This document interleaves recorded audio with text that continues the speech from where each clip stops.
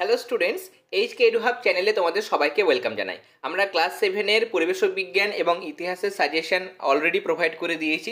তোমরা সেখানে অনেকে জিওগ্রাফির সাজেশনের জন্য রিকোয়েস্ট করেছিলে, তাই আজকে আমরা জিওগ্রাফির সাজেশন আলোচনা করব। এখানে ম্যাম জিওগ্রাফির সাজেশনগুলো পুরো রেডি করে দিয়েছেন, কিন্তু তোমরা জানো যে বিশেষ কারণের জন্য সেকেন্ড টার্মের কোনো ক্লাস ম্যাম দিতে পারেননি, পেড ক্লাস ছাড়া। তাই আজকে আমরা ম্যামের যে জিওগ্রাফির সাজেশন ম্যাম তৈরি করেছেন সেটা আমি এখানে তোমাদের সাথে শেয়ার করতে চলেছি। তোমরা অবশ্যই জিওগ্রাফির সাজেশনের ক্লাসটা শেষ পর্যন্ত দেখো। এখানে বেশ কিছু ইম্পর্টেন্ট কোশ্চেন আছে, সেগুলো তোমরা প্র্যাকটিস করলে আশা করি এখান থেকেই তোমরা সেকেন্ড সামেটিভ পরীক্ষার জিওগ্রাফির অনেক প্রশ্নই তোমরা কমন পেয়ে যাবে। দেখো প্রশ্নমান 2, প্রথমে মালভূমি দুটি বৈশিষ্ট্য লেখো। ব্যবচ্ছিন্ন মালভূমি কাকে বলে? পর্বত বেষ্টিত মালভূমি কাকে বলে?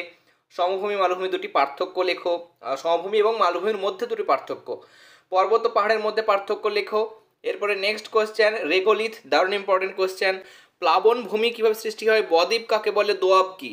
এরপর অন্তর্বাহিনী নদী, দারুণ ইম্পর্টেন্ট, এটা অনেক সময় টিকার আকারে দিয়ে থাকে। অন্তর্বাহিনী নদী কাকে বলে? উদাহরণ দাও। নদীর মোহনায় বদ্বীপ সৃষ্টি দুটি শর্ত উল্লেখ করো। পাললিক শিলা, আগ্নেয় শিলা এবং রূপান্তরিত শিলার বৈশিষ্ট্য, এবং তার পাশাপাশি প্রত্যেকটার উদাহরণগুলো মনে রাখবে। এরপরে নেক্সট হচ্ছে জলবিভাজিকা কি? বহুমুখী নদী পরিকল্পনা কাকে বলে? উপনদী ও শাখা নদী বলতে কি বোঝায়? এবং উদাহরণগুলো অবশ্যই তোমরা পাশাপাশি মনে রাখবে। এরপরে পাললিক শিলা কিভাবে সৃষ্টি হয় তা ব্যাখ্যা করো। আগ্নেয় শিলা কিভাবে সৃষ্টি হয়? মাটি সৃষ্টি যে কোনো দুটি নিয়ন্ত্রক মানে শর্তের নাম লেখো। এরপরে কিছু 3 নম্বরের প্রশ্নমান আমরা দেখব। প্রথম প্রশ্ন, এখানে একটু ওভারল্যাপিং হয়ে গেছে, তোমরা অ্যাডজাস্ট করে নিও। প্রথম প্রশ্ন, পৃথিবীতে অধিকাংশ মানুষ সমভূমিতে বাস করে কেন? নেক্সট, চিত্রসৌস্তূপ পর্বত, ভঙ্গিল পর্বতের বিবরণ দাও। পরের প্রশ্ন, মাটি সৃষ্টি নিয়ন্ত্রক হিসেবে শিলা, জলবায়ু, ভূপ্রকৃতির এগুলোর ভূমিকা উল্লেখ করো বা ভূমিকা লেখো। এরপর অন্ধকারাচ্ছন্ন মহাদেশ কাকে বলা হয় এবং কেন বলা হয়? নীল নদ অববাহিকার মিশরের অধিকাংশ মানুষ বসবাস করে কেন? নেক্সট 6 নম্বর প্রশ্ন, নীল নদের গতিপথ বর্ণনা করো। এটা অনেক সময় দেয়, তোমরা ভালো রকমভাবে প্র্যাকটিস করবে। এরপরে পৃথিবীর বৃহত্তম নদী আমাজনের কোনো বদ্বীপ নেই কেন, বা আমাজন নদীতে কোনো বদ্বীপ গঠিত হয়নি কেন? পরের প্রশ্ন, মিশরকে নীল নদের দান বলা হয় কেন? দারুণ ইম্পর্টেন্ট কোশ্চেন, খুব ভালো রকমভাবে প্র্যাকটিস করবে।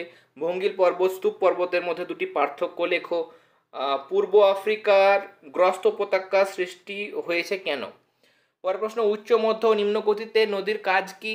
সাহারা মরুভূমির আর্গ, হামাদা ও রেগ বলতে কি বোঝায়? পরের প্রশ্ন, আফ্রিকা থেকে দেখো, আফ্রিকার 3টি নদীর দৈর্ঘ্য, উৎস ও মোহনা উল্লেখ করো। আফ্রিকা মহাদেশের জলবায়ুর বৈচিত্র্যপূর্ণ কেন, বা বৈচিত্র্যের কারণ কি? 15 নম্বর প্রশ্ন, পাললিক শিলা ও রূপান্তরিত শিলার মধ্যে পার্থক্য লেখো। 16 নম্বর প্রশ্ন, চিত্রসহ অশ্বক্ষুরাকৃতি হ্রদ সৃষ্টির পদ্ধতি আলোচনা করো। 17 নম্বর প্রশ্ন দেখো,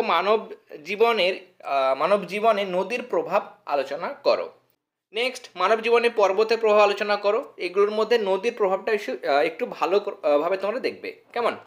এরপর টিকা লেখোর মধ্যে দেখো, টেবিল ল্যান্ড, টিকা তোমরা করে যাবে। টেবিল ল্যান্ড, তারপরে জলপ্রপাত, লোয়েস সমভূমি, মিয়েন্ডার, অনেক সময় মিয়েন্ডার কি এরকমভাবে প্রশ্ন দেয়।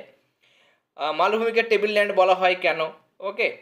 এরপরে আমাদের দেখো এখানে কিছু প্রশ্নমান আমাদের রয়েছে 5 নম্বরের প্রশ্নমানগুলো দেখব আমরা।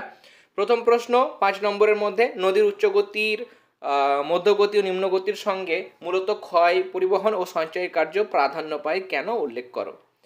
নেক্সট 2 নম্বর প্রশ্ন, নদীর উচ্চগতি, মধ্যগতি ও নিম্নগতিতে বহন, সঞ্চয় ও ক্ষয়কার্যের ফলে সৃষ্ট ভূমিরূপ এগুলো চিত্র সহ বর্ণনা করো। চিত্রগুলো বাড়িতে তোমরা ভালো রকমভাবে প্র্যাকটিস করবে, কেমন? এখানে লিখে দিয়েছেন ম্যাম, দেখো পরীক্ষাতে যে কোনো এক ধরনের আসবে, কেমন?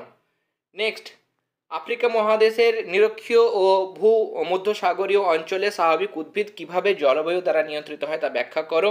মানুষের জীবনের সঙ্গে পর্বতের সম্পর্কের বর্ণনা দাও। আফ্রিকা মহাদেশের জলবায়ু ও স্বাভাবিক উদ্ভিদের বৈচিত্র্যের কারণ লেখো।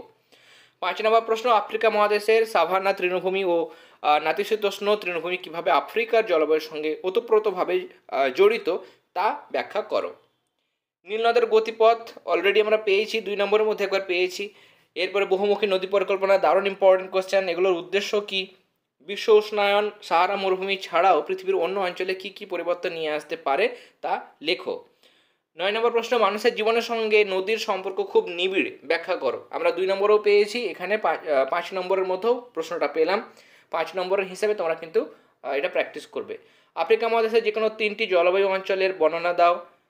উদাহরণ ও চিত্রসহ পর্বতের শ্রেণীবিভাগ বর্ণনা করো। মাটির সৃষ্টির নিয়ন্ত্রকগুলি আলোচনা করো। নেক্সট আমাদের শেষ প্রশ্ন, এখানে আফ্রিকার সাভানা ও ভূমধ্যসাগরীয় উদ্ভিদ সম্বন্ধে আলোচনা করো। তাহলে আজকে আমরা ভূগোলের সাজেশন দেখে নিলাম। আমরা পরিবেশ ও বিজ্ঞানের সাজেশন প্রোভাইড করেছি, সেখানে চ্যাপ্টার ওয়াইজ মানে তোমাদের যে চ্যাপ্টারগুলো আছে 5টা চ্যাপ্টার, প্রত্যেকটা চ্যাপ্টার থেকে তোমরা 2 বা 3 নম্বর যে প্রশ্নগুলো করে যাবে সব আমরা চ্যাপ্টার ভিত্তিক সাজেশন দিয়েছি। সেই সাজেশনের ক্লাসটি যারা এখনও পর্যন্ত দেখোনি অবশ্যই দেখে নিও।